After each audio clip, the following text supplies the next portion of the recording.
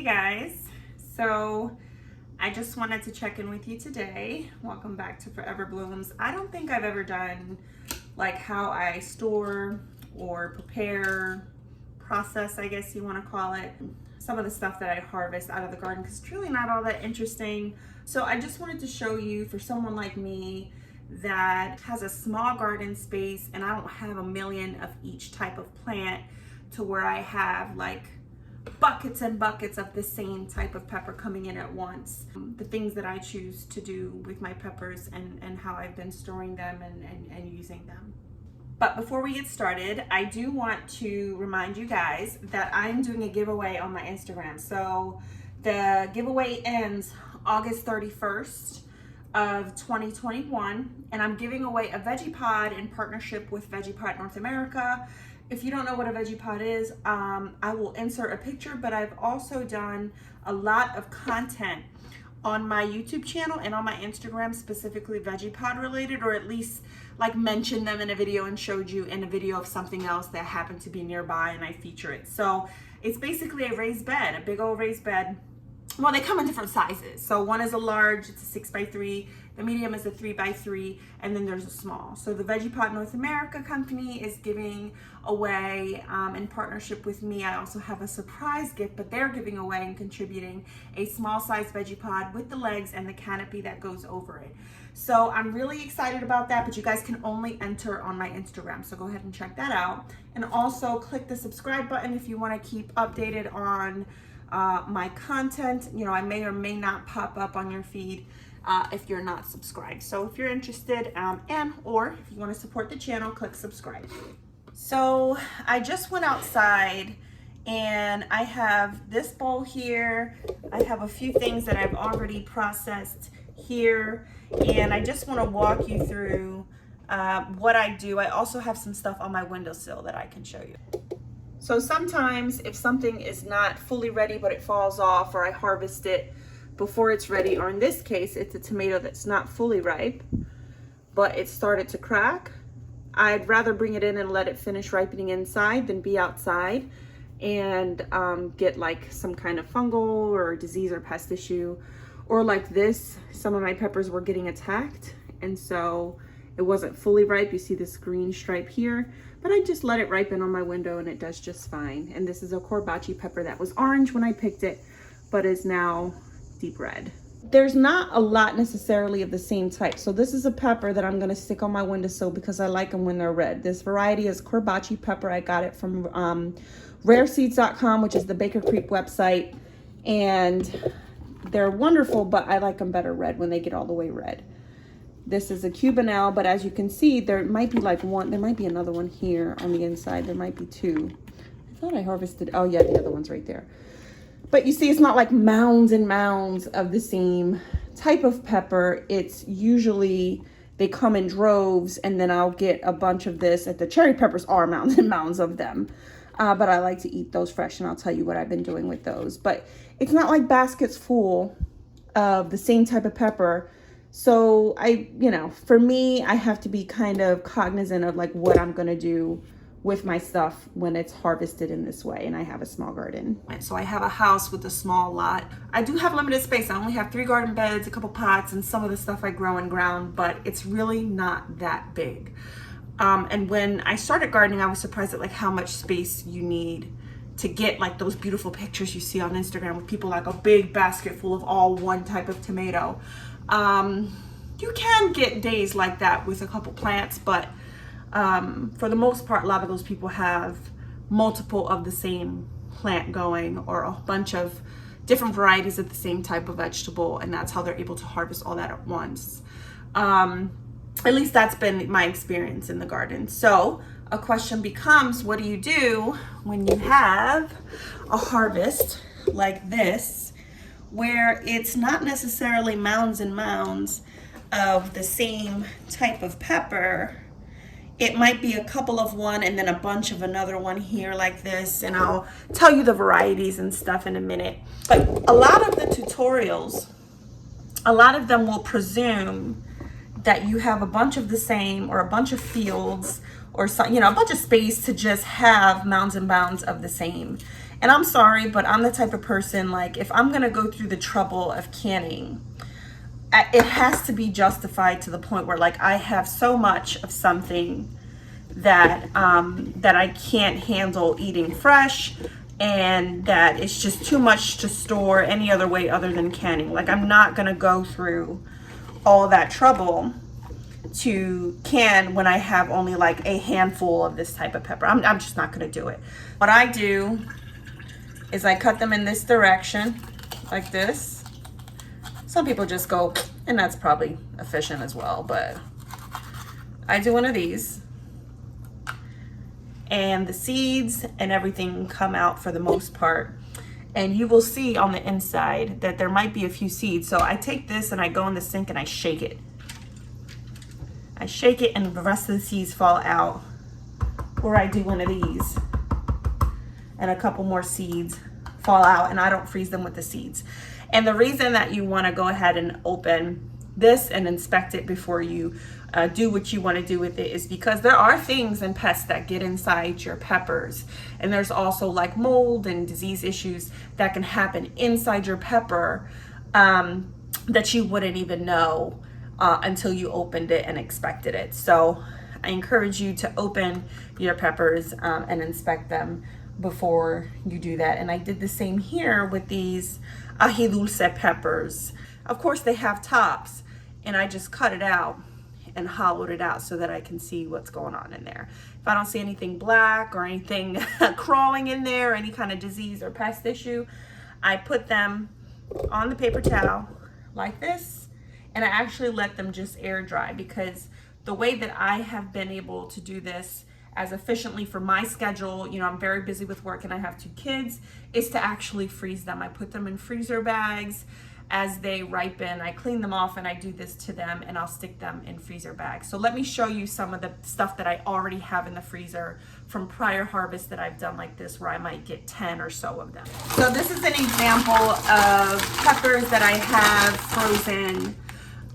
And one thing to keep in mind is I harvested these at different times. So the ones on the bottom I might have harvested 3 weeks ago, the ones on the top 2 weeks ago, the ones on the tippity top, you know, maybe a few days ago. And so they have been ripening at different times, and rather than feel pressure to use them right away if I really don't have a use for them right now, I choose to go ahead and freeze them, especially in my case because there are certain things that I specifically grew in my garden to make sofrito. And I have talked about sofrito on my channel before. It's a Latino or Caribbean, I guess a marinade if you want to call it. You can use it in soup, stews, rice, you can put it on chicken, but it makes Puerto Rican food taste amazing. I'm half Puerto Rican, so that's why I wanted to go and put through the effort to grow the ingredients for my sofrito, because it means a lot to me. So instead of feeling pressure to use them, I actually just stored them. And what I'm gonna do is I'm gonna use these later on when I have all my ingredients ready and everything has ripened. I'm going to use these red peppers, as well as the recipe calls for the recipe I'm going to use Cubanelle peppers. This is the same thing. So red pepper, a bunch of Cubanelles here. And then I also have some Aji Dulces, which is a sweet pepper that is very commonly the main ingredient, or one of the main ingredients in sofrito. And you can hear it's hard. Right. And some other stuff. This is sweet pepper, the CORBACI. I'm going to show you how I do the CORBACI, the long, skinny peppers. I think they're better fresh, but I didn't have a use for them at the time. And at that point, I like to cook them in recipes. I don't like these sweet peppers fresh as much as I like them in like omelets or something like that. So rather than let them go to waste or give them away, I just decided that I was going to process them and freeze them diced, because that's the way that I'm going to be using them anyway. These are some hot peppers called Pinguita de Mono, or Pipi de Mono, and it's a Peruvian pepper that is spicy. But as you can see, it's been a limited harvest on these. This plant is a prolific plant. It is huge. It's got tons of peppers on it. But guys, they take forever to ripen. Oh my God, I have so many on there, and they're all like literally like maybe 100 peppers. Literally, I'm not even exaggerating. Like if I went out there and counted them right now, it would be like 100 peppers of this, like more. And they come off in these amounts. Watch, hold on. 1, 2, 3, 4, maybe 4 or so at a time, 2 at a time. And like, I'm not gonna can 4 peppers, y'all. I'm not gonna can it. I'm not gonna pressure can. I'm not gonna water bath. I'm not gonna create some salsa with 4 peppers. I mean, you could, but I wanna do stuff in big patches because I don't like to waste my time. So this is where it goes. Aji Charapita. These are very, very small peppers. They look like this when you harvest them. Let me see. They're on this pepper plant that has little teeny leaves, and they're teeny tiny. And you just pick them, you destem them, and these are too small. They don't have really big seeds in them or anything, so they're tiny to begin with. All you do is wash them, destem them, boom, you stick them in here. These are very spicy, guys. They're called Aji Charapita. They're a Peruvian pepper, and my coworker's kid, I switched, my supervisor's kid, we did like an exchange. She gave me some ghost peppers. I gave her a few things that I had harvested. Her kid like did not trust that these were spicy because he had ghost peppers, and he's like, you know, I can handle it. These are way spicier than ghost pepper, guys. One of these will knock you out. He was coughing. He had to take milk. Like I mean, if you're not used to heat, it can kick you. And I love heat, and these are spicy. What else? Oh, I wanted to show you guys the basil. So this, believe it or not, this is basil. So what I do is, again, I don't have rows and rows and rows of basil. I have basil plants, and I have like maybe 4 basil plants were scattered throughout my garden, and they ripen, they are ready when they're ready, and I prune on them when I prune on them. And so what I do, I'll show you in a second, is I put them in these. Now this, if you are a parent who has ever made baby food, you might be familiar with these. These are like the little silicone trays that you use, and they come with the cover, and they come with the baby bullet. And what you do is, it's a little cover, and you put the pesto in here, and you let it freeze, and then you take them out. I'll show you just one.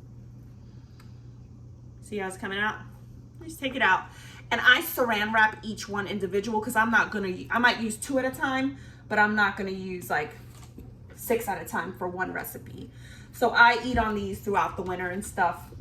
So I have homemade pesto all throughout the winter, and I don't let my basil go to waste, because you are actually supposed to prune on basil all the time to keep fresh new leaves coming and to actually make it a bushier, healthier plant. So every time I prune on them, I come in, I bring it in, I make a small batch, maybe enough to fill a tray like this, and when it freezes, I wrap them up, and I put the little baby bullet stuff right in here so that I can free up these silicone trays, because I only have like 2 of those, and I've had them for several years since my daughter was a kid, and she's 6, or the baby, and she's 6. So they have come in super handy. So I'm gonna just chat and get this going. So one of the things that I learned while following that 1870s homestead was this. She actually, on their YouTube channel, did a video about canning what they call cowboy candy. And she said that a lot of people ask her when she does her videos, like, oh my God, I didn't know you could do that. I didn't know that you could freeze jalapenos, and then when you're ready, you could turn them into like you know, you can do something with them, like make cowboy candy, and then go ahead and make something canned out of them, right? Can the cowboy candy. And she said, yeah, that she does it all the time. So if you're curious to know whether or not you can use frozen peppers to then like defrost them and make something later when you have enough or when you have the time, and then can that, and there's some indication online from that channel that she does it all the time, and she has done it successfully. So I encourage you to check her out, because I have been learning so much about food preservation, and she doesn't freeze, but I do find it interesting.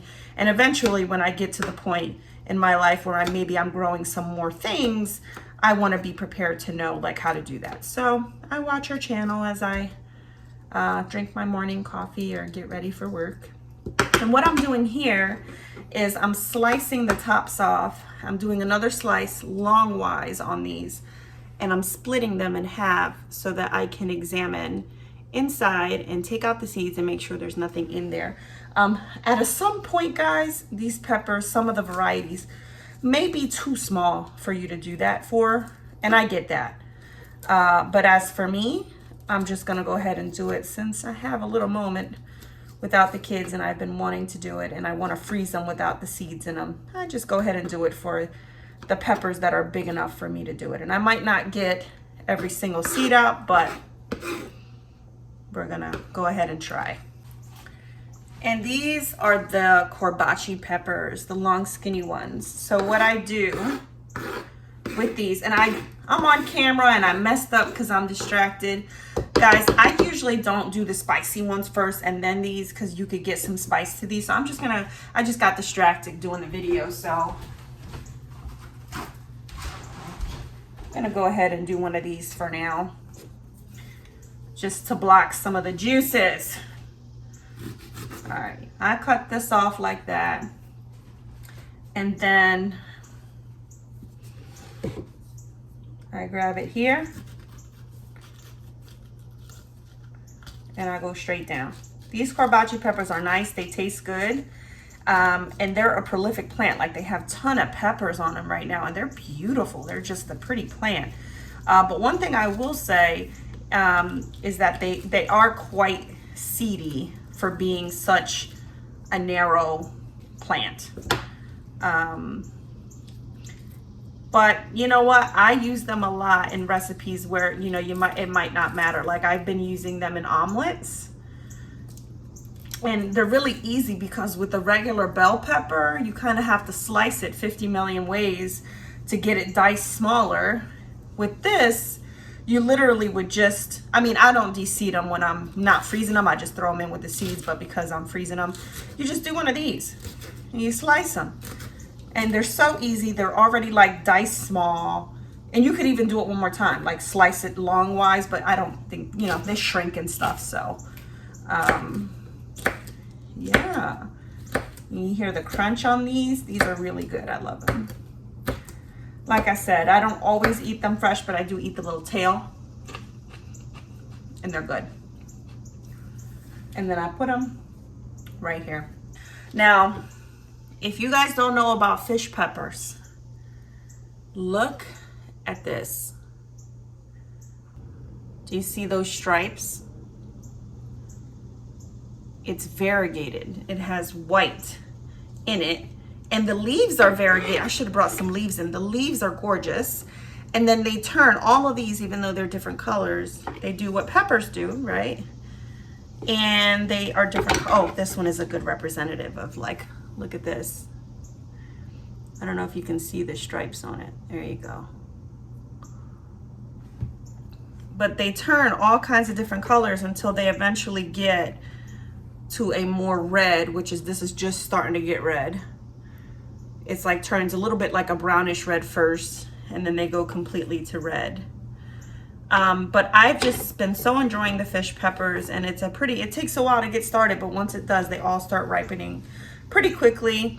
And this has a really neat history. It was almost lost in history, actually. A fish pepper plant was actually originally popularized by the African American gardening community in the Philadelphia area. The Baker Creek website and the Whole Seed Catalog did a nice story on how we were able to like revive the seed, and now it's like really popular because look at this. See that? Because it was almost lost to history. They are supposed to go really well with seafood dishes. I guess that's why it's called a fish pepper, huh? And I actually took a bunch of these peppers and some other types of peppers from my garden, and I made like a hot sauce, a Caribbean hot sauce. I will link the recipe that I found from this YouTuber because I didn't want to do like anything cooked or canned or any kind of preserve, anything that was too I just wanted something quick, spicy, that I could dip my stuff in, and I didn't want to make a big fuss about it. And I found a really simple recipe that you didn't have to cook, And it's basically like cilantro, vinegar, garlic, and all the peppers that you want to use. You can take the seeds out if you want it a little bit more spicy. I mean, if you want it a little less spicy, and leave the seeds in. If you want them more spicy, you just put it in a blender and you stick it in a glass jar, and you can leave it on your counter apparently for a couple months. You can extend the life of the sauce if you put it in the fridge, but apparently it dilutes the heat if you do that, which I didn't mind, so I went and stuck it in the fridge. Matter of fact, let me show you. It's like a hot sauce, guys. This is so good. If you like heat, oh my goodness, this is delicious. It's cilantro. Oh, did I say cilantro? You put cilantro in this. It has like that nice cilantro flavor. And if you're one of those people, now, don't roll your eyes. If you're one of those people that cilantro tastes like soap, you know, there's like a gene that makes cilantro taste like soap to some people and they just can't help it because it's a genetic. If that is the case for you, I encourage you actually to try another plant that us Caribbeans use, actually, that we prefer, because it's basically cilantro on steroids. It's a very concentrated flavor of cilantro without the soap. So if you're one of those people and you want to know what all the fuss is about, because all you taste is soap when you eat cilantro, try to grow culantro, C-U-L-A-N-T-R-O, also known as RECAO, and it has different names in different countries, but essentially it tastes like cilantro without the soap factor to it. So if you want to do the recipe that I am going to link for the gentleman that I got the recipe from and make this sauce with the cilantro flavor, use RECAO instead of the cilantro. And this is the type of stuff that I do, guys, when I have, and that's a mix of peppers, that hot sauce, by the way. It's not one type of pepper, because I just was staring at peppers. I was tired of freezing them. Like, what's the point if all you're gonna do is harvest stuff and just freeze it, you know? So I said, I'm gonna make a hot sauce. And that's what I did. I did a jambalaya of hot sauces, and I just mixed them all together, and it's good. It's bomb. I love it. Oh, and PSA, don't be like me, okay? I have my bare hands. I'm gonna suffer for this. I hate wearing gloves, y'all. I just do. I don't know what it is. I like to feel what I'm doing, and I hate the glove factor. The only one that I might do that for is like really, really hot. I mean, this is hot, but it's not gonna knock my socks off if I taste my finger. But I am gonna wash my fingers thoroughly, and even after washing my fingers, I'll have to be careful because I didn't wear gloves, and I know I should. Do as I say and not as I do, as they say. And some of the other things that I have been doing is just straight up mashing the smaller peppers and mixing them in my rice. So I might have like a adobo chicken or something, and then a side of white, plain white rice. I'll take these, I'll harvest these little peppers, and I will mash these. I will do one of these and grab a fork and just like mash them with the fork, and I'll mix it in with the rice, and it'll give it like a nice little kick to it. So that's what I've been doing when I'm tired of freezing them all and I don't want to wait to use them, but I'm not quite sure to use them, like process them, and I don't want to I just use them fresh. That's what I do. You take this one and you'll pick them, and they'll be like this, and you just go boop, and you freeze them. All right, I'm already starting to regret this no glove business because my hands are starting to get that itch burning feeling. Yeah, that was bad decision making. Yippers. Just give me a second. I'll be right back after this commercial break. So I do want to talk about real quick tomato harvest. Now, I had a period of time with my harvest, with my tomato harvest, that I was having tons of peppers coming in, tons of tomatoes coming in rather. And so, so I actually did get a good amount of tomatoes coming out of those plants, but I stopped maintaining them because they got too difficult. And I'll do another video on the type of trellis system I'm going to be using next year, and that I got for my birthday from my mother-in-law. She bought me something that I'm going to be able to use next year. But now it's like in a lull. So in a couple weeks, I'll probably have a bunch more tomatoes coming in. So one of the things that I had to learn was like different ways to use like 1 or 2 tomatoes, or maybe I have 4 of one kind and 3 of another and 7 of another, like what to do with them. And I'm here to tell you that you can go online and find a bunch of recipes for people who use different types of tomatoes to make sauce. I will insert videos, footage of me making sauce with my daughter. And what I did was I used different types of tomatoes to make the peppers. So I'm using cherry tomatoes. I have Amish paste. I have the big slicer type tomatoes called Soldacki.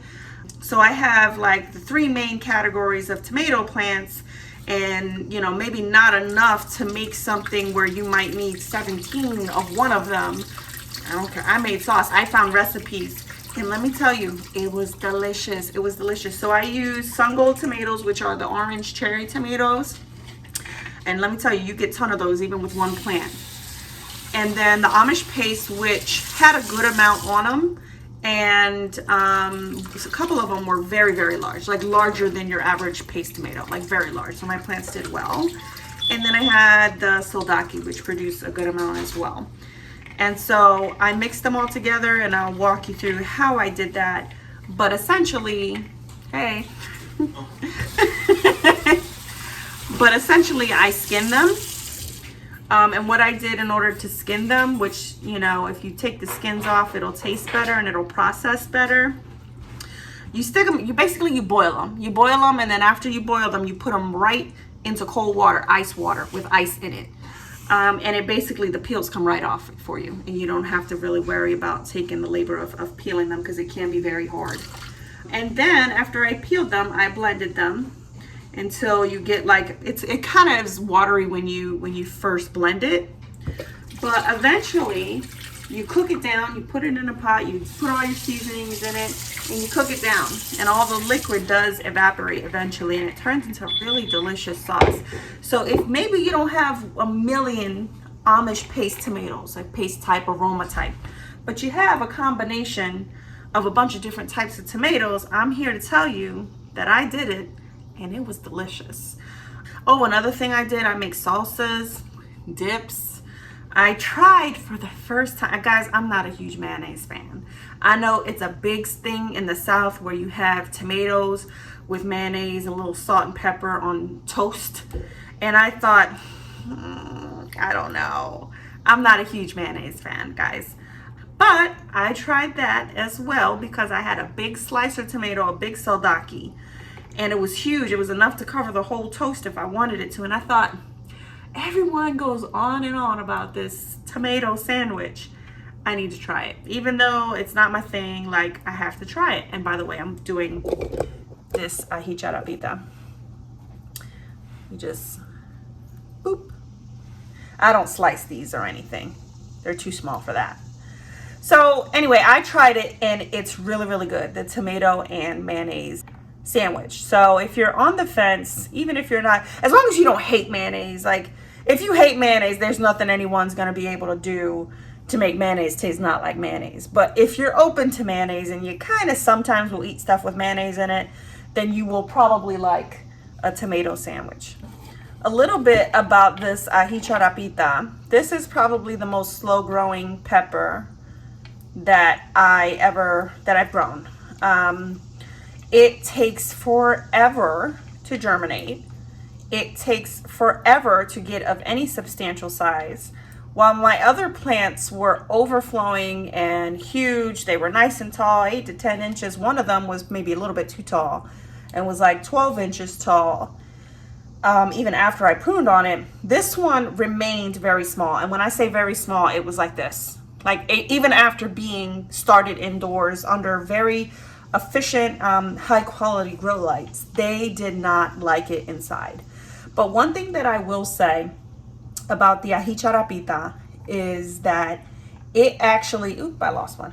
It actually, when I put it outside, it exploded. I mean, all my other plants did too, but this one had the most notable difference when I took it outside. It started to grow. I mean, it took a while, but once it took off, boy, did it take off. And then when these little, you'll see green peppers all throughout the entire plant. and you'll wait forever for these to start ripening. But once they do, you're gonna get a lot of them all at the same time. You're gonna get handfuls of them. Once it starts going, it doesn't stop, and you're actually probably gonna have a hard time keeping up with them actually. All of the Aji Charapitas. All I'm gonna do is get ready. I just put them in the bags that the peppers that I showed you from the freezer are in. I'm just gonna go ahead and put them in the bags. Here are the bags of the frozen peppers. Now this bag is starting to get full. So the next time that I'm ready to harvest, I will probably have to grab another Ziploc. Oh, and by the way, I did wait for them to air dry. Obviously, I didn't leave the camera on while they air dried to bore you guys to death, but boom. Then soon enough, your bags will start to fill up and you can decide to eat them as you need them in the middle of winter, or as you have a craving for a particular recipe at any point later. Or you can take them all out in the same time once you've accumulated enough of them, and then you can can them, prep them, do like a larger scale recipe with them once you've accumulated enough. So I hope that you enjoyed this video. Let me know if you enjoyed the format or if you learned anything from the video. Also, if you have ever grown any of the varieties of the peppers that I mentioned or the tomatoes that I mentioned, and you have a recipe, put it in the comments below. That way anybody else who is growing these same varieties will have, or a similar variety, can get some ideas on how on a smaller scale people use the produce that they're growing. Because the idea behind this video was telling you what I do, because I do get a good amount of produce, but not necessarily all at the same time. There you go. Have a good day and happy gardening.